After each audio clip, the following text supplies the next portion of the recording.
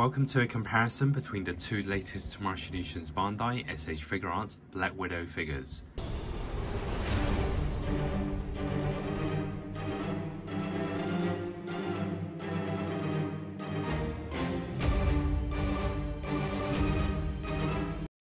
We have the Avengers Endgame version released last April, and one released just over a year later, Black Widow from the motion picture.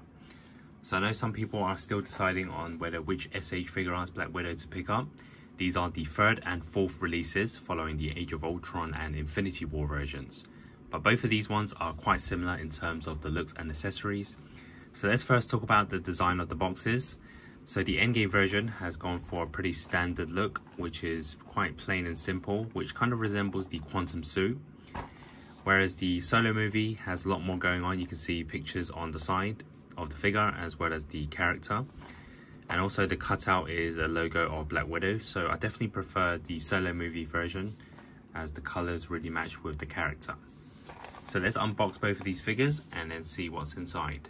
So here are both of the SH Figuarts Black Widows inside its packaging. Now the Endgame version, you can see, has plenty of alternative hands, the guns, batons, as well as the alternative head sculpt.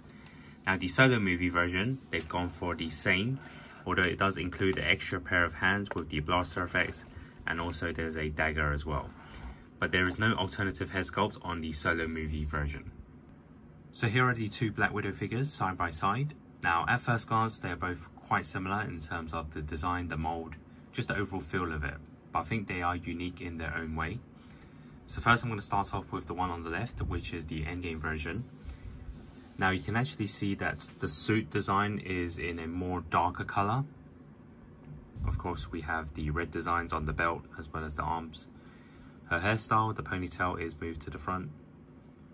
So overall I do like the design of this. And then of course we have the batons and the guns, which are removable. And then if we bring in the solo movie version, you can see that the look is different. Firstly, the hairstyle, we have a lighter red and then it's tied to the back.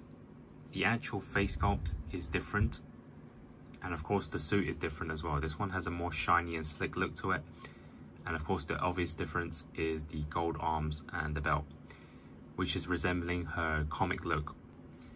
So if we take a closer look at the head sculpts, I'm probably going to give it to the solo movie version, just slightly. I think the skin tone as well is better. So it really depends what design you like.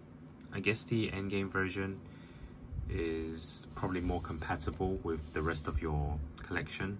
For example, if you have the other characters like Hawkeye, Captain America, probably looks nicer as a collection with them. So now we can switch up some of the accessories. I'm first going to start off with the Endgame version. So you do get a alternative head sculpt.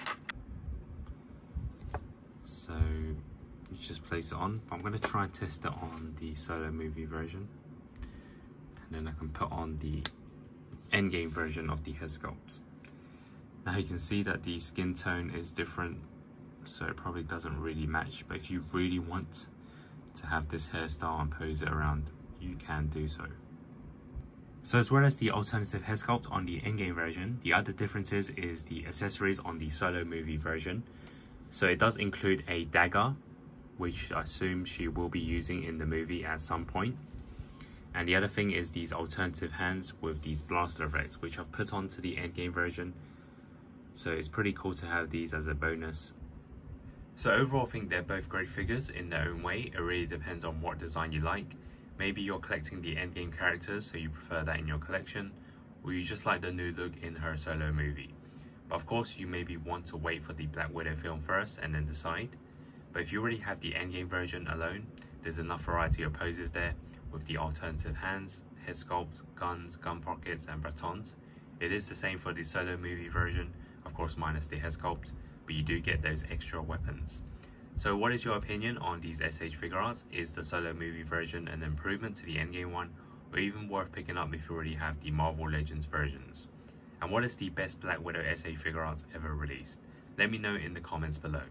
Also check out the links below for the full unboxing and reviews on these figures. Also the latest news, reviews and collections on my SH Figuarts. Please like and subscribe, and thanks for watching.